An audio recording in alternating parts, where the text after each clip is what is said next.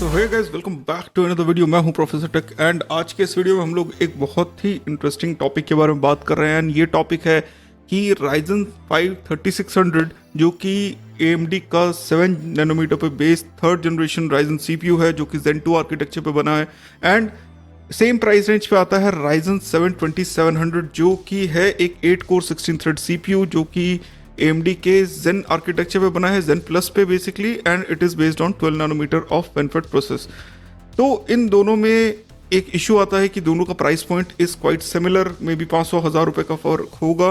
But अगर तुम लोग लॉकडाउन के बाद एक पीसी बनाना चाहते हो तो किस तरीके का पीसी तुम लोग बना सकते हो अगर तुम्हारे पास ऑप्शन है 15 से 17,000 के बीच में एक CPU खरीदने का। तो सबसे पहले तो ये क्लियर कर देते हैं कि अगर तुम लोगों को एक पीसी बनाना है, पीसी बिल्ड करना है at a price point of ₹50,000, then you should consider इन दोनों CPUs को। अदरवाइज अगर इससे तुम्हारा प्राइस पॉइंट कम है तो इन दोनों CPUs को अवॉइड करो, गो फॉर समथिंग जो थोड़ा सा सस्ता हो ताकि तुम्हारा एक GPU अच्छा ले सको, बाकी कंपोनेंट्स ठीक ठाक ले सको। बट अगर तुम 50,000 का CPU लेते हो, बनाते हो, तो this becomes a must, because ये 15,000 रुपए के बाद भी तुम्हारे पास 35,000 रुपीज बचेंगे जिसमें you can get a lot of good deals, a good GPU, a good motherboard, SSDs, hard disk and everything. तो इसीलिए बहुत ज़रूरी है कि तुम लोग अपना दिमाग थोड़ा कम लगाओ एंड अपना दिमाग कम लगाने के बाद ये चीज़ ध्यान रखना कि अगर कम बजट है तो CPU अगर उतना हाई एंड नहीं भी लो तो भी चलेगा। बट अब बात करते हैं इन दोनों CPUs की, तो these are not high end CPUs as of now, किसी भी हालत में नहीं, ये लोग हाई एंड दोनों में से कोई भी नहीं है। तो Ryzen 5 3500 एक mid range main stream CPU है, वहीं पे Ryzen 7 2700 पिछली बार का बजट सेगमेंट का परफॉर्मेंस बेस्ड कह सकते हो, यानी Ryzen 7 1700 का अपग्रेडेड वर्जन था ऑन 12 नैनोमीटर प्रोसेस। तो अब बात करते हैं कि भाई अब दोनों में से खरीदे क्या। एक में है 6 कोर 12 थ्रेड बट उसका IPC अच्छा है, दूसरे में है 8 कोर 16 थ्रेड एंड उसका IPC कम है बट 2 कोर एंड 4 थ्रेड ज़्यादा है। तो कह सकते हो कैथलॉन का 200 GE एक्स्ट्रा है उसके अंदर। सो यही डाउट मैं आज तुम लोगों को क्लियर करूंगा ताकि तुम लोग लॉकडाउन के बाद अगर तुम लोग पीसी बनाना चाहते हो तो बहुत इजीली जाओ एंड एकदम दिमाग फ्री करके तुम लोग खरीद सको। तो सबसे पहले हम लोग बात करते हैं, मैंने बहुत बार रिपीट कर दिया है, Ryzen 7 2700 के अंदर हमको 8 कोर 16 थ्रेड मिलते हैं, 3600 के अंदर हमको मिलते हैं 6 core and 12 thread. Hyper threading या SMT दोनों में एनेबल्ड है, ओवरक्लॉकिंग दोनों में कर सकते हो, बट एक मेजर डिफरेंस है कैशे का। कैशे हमको 2700 में मिलता है 16 MB का, वहीं पे 3600 में हमको मिलता है 32 MB का। तो ये तो हो गया हमारा सबसे पहला चीज़। इसके बाद जो दूसरी चीज़ है बहुत इंपॉर्टेंट वो है memory dependency and DDR4 29-3300 megahertz को सपोर्ट करता है Ryzen 7 2700, वहीं पे DDR4 3200 को ऑफिशियली सपोर्ट करता है Zen 2 पे बेस 3600। दोनों ही डुअल चैनल सपोर्ट करते हैं बट मैक्सिमम मेमोरी सपोर्ट 3600 में तुमको मिलता है 128 GB का, वहीं पे अगर तुम लोग बात करें 2700 की उसमें सिर्फ 64 GB का मिलता है। दोनों ही एरर करेक्शन जो है ECC मेमोरी दोनों को सपोर्ट करते हैं, बट Zen 2 पे बेस्ड Ryzen 5 3600 जो है वो PCI वर्जन 4.0 को सपोर्ट करता है एंड दोनों ही PCI 2.0 को सपोर्ट करते हैं। तो PCI Gen 4 जो है वो इतना ज़्यादा अभी के लिए इफेक्टिव नहीं है, मतलब इफेक्टिव मतलब it is not going to affect you a lot until unless आप 5700 XT या 5700 खरीदें, but still it is a good option to have and future में अगर PCI 4.0 पे बेस्ड GPU आएंगे तो आप उसको यूज़ कर सकते हो। एंड टेक्नोलॉजी की बात करें तो मैंने तुम लोग को बताया था 7 नैनोमीटर पे बना है, 3600 2700 है 12 नैनोमीटर पे। AM4 प्लेटफॉर्म पे है, यानी दोनों का सॉकेट जो है वो सेम है, सेम मदरबोर्ड पे आप दोनों चला सकते हो एंड TDP दोनों का 65 वॉट्स है, यानी कि ये जो X सीरीज वाले हैं जिनके 95 वॉट TDP रहता है वो नहीं है। साथ ही दोनों ही वर्चुअलाइजेशन सपोर्ट करते हैं, दोनों एक साल बाद आए हैं, एक Q2 2018 में आया था, दूसरा Q3 2019 में आया था।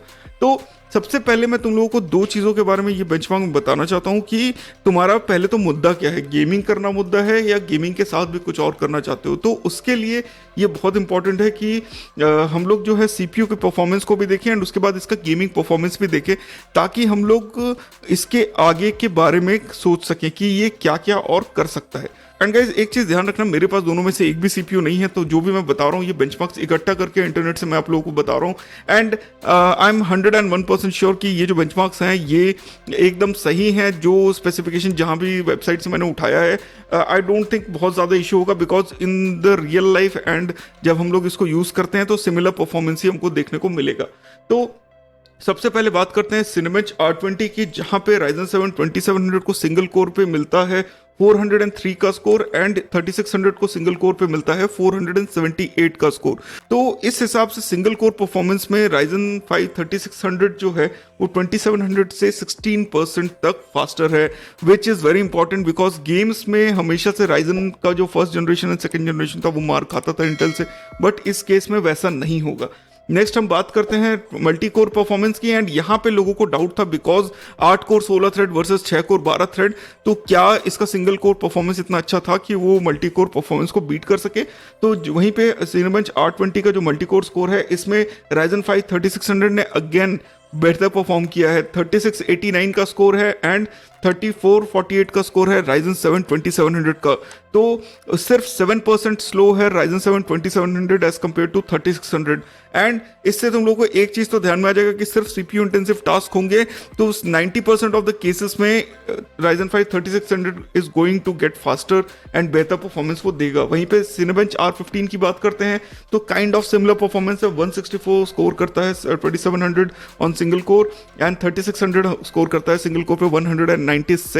दैट मीन्स अगेन 16% स्लोअर है Ryzen 7 2700। वहीं पे मल्टी कोर में ये जो डिफरेंस है बहुत कम हो गया है। 1578 स्कोर किया है Ryzen 5 3600 ने एंड 1529 स्कोर किया है Ryzen 7 2700 ने। तो सिर्फ 3% का फास्टर डिफरेंस है दोनों के बीच में। इसके बाद हम बात करते हैं Geekbench 5 की। इसके अंदर सिंगल कोर में Ryzen 5 3600 अगेन फास्टर है। 1183 उसने स्कोर किया एंड 944 सिर्फ स्कोर किया, जो कि 20% स्लोअर है एज कम्पेयर टू Ryzen 5 3600 के। सो 2700 इज रियली सिंगल कोर में तो मार खाता हुआ दिखता ही है, बट जब हम मल्टी कोर की बात करें तो उसके 8 कोर्स जो हैं वो 3600 के 6 कोर्स के काफ़ी पुश कर रहे हैं। एंड जब मल्टी कोर परफॉर्मेंस की बात करें Geekbench 5 के तो 6821 का स्कोर है, जिससे 8% स्लोअर है 6252 पे Ryzen 7 2700। सो तुम लोग को समझ में आ रहा होगा कि Ryzen 5 3600 जब अपने फुल परफॉर्मेंस पे चलेगा तो it is performing definitely better than Ryzen 7 2700। Next हम लोग ब्लेंडर की बात करते हैं। तो ब्लेंडर जो है वो एक एनिमेशन सॉफ्टवेयर है जिसके अंदर 3D बॉडीज को हम लोग बना सकते हैं एंड बेसिकली जिसमें जितना कम टाइम लगेगा वो उतना फास्ट होगा। तो इसमें जो BMW 27 बेंचमार्क सीन है उसमें देखा गया तो 235.7 का स्कोर था AMD Ryzen 5 3600 का। Basically it was faster as compare to Ryzen 7 2700 जिसने सिर्फ 231 का स्कोर किया। तो गाइस सीपीयू बेंचमार्क जब हम देखते हैं प्योर सीपीयू बेंचमार्क्स तो ये सारे डिफरेंस थे, जहां पे Ryzen 5 3600 is almost faster than Ryzen 7 2700 in 99% of the case scenario. कुछ ऐसी चीजें होंगी जिसमें Ryzen 7 2700 बेहतर होगा, but that is not going to be very much of a difference in most of the cases।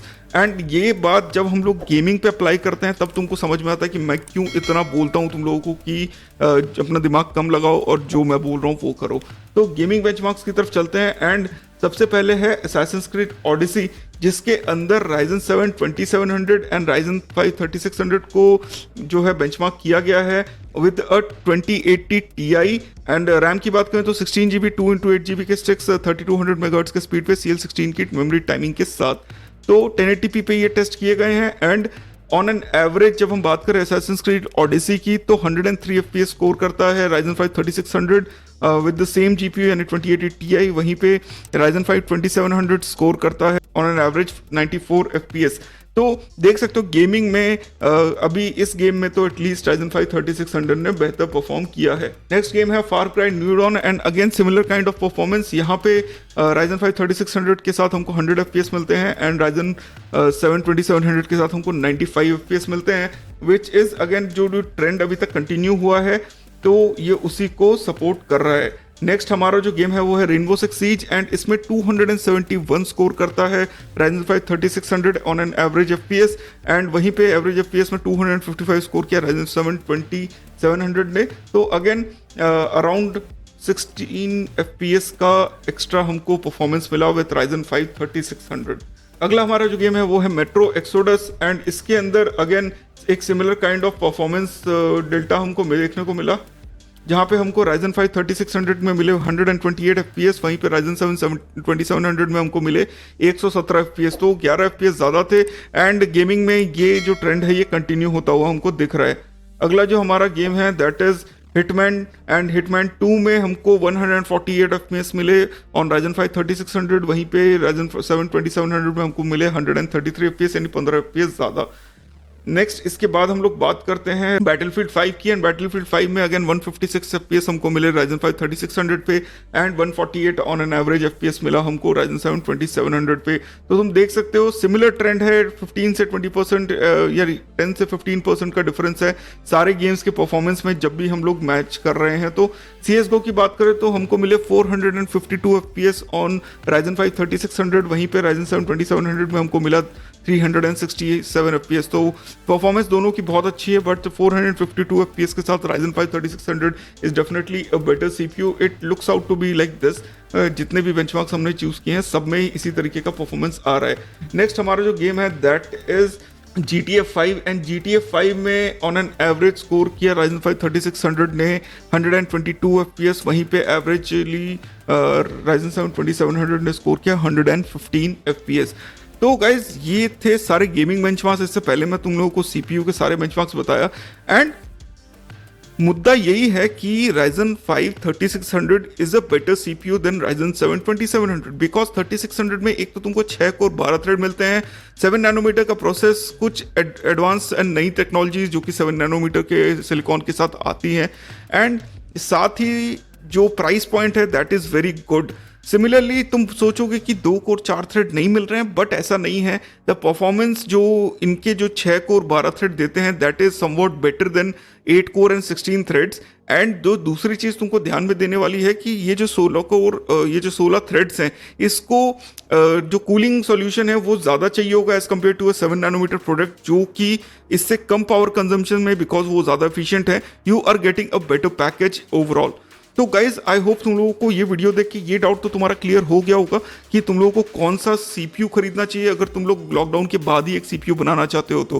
However future में बहुत ही interesting video आने वाला है एंड मैं भी शायद अगला वीडियो वही बनाने वाला हूँ इंटेल वर्सेस AMD का, कि आगे का क्या सीन है एंड किस तरीके से इंटेल जो है वापस गेम में आ सकता है। तो अगर तुम लोग को ये वीडियो पसंद आया हो तो गिव इट अ लाइक, अगर नहीं तो गिव इट अ डिसलाइक। लोगो अभी चेंज हुआ है, वो लोगो अगर तुम लोगों ने को पसंद आया तो डेफिनेटली यार लाइक तो बना ही देना, कमेंट में मुझे बता देना so that I also get some happiness out of your comment. So thanks a lot for watching. फिर मिलते हैं अपने अगले वीडियो में। स्टे ऑसम, स्टे सेफ, जय हिंद।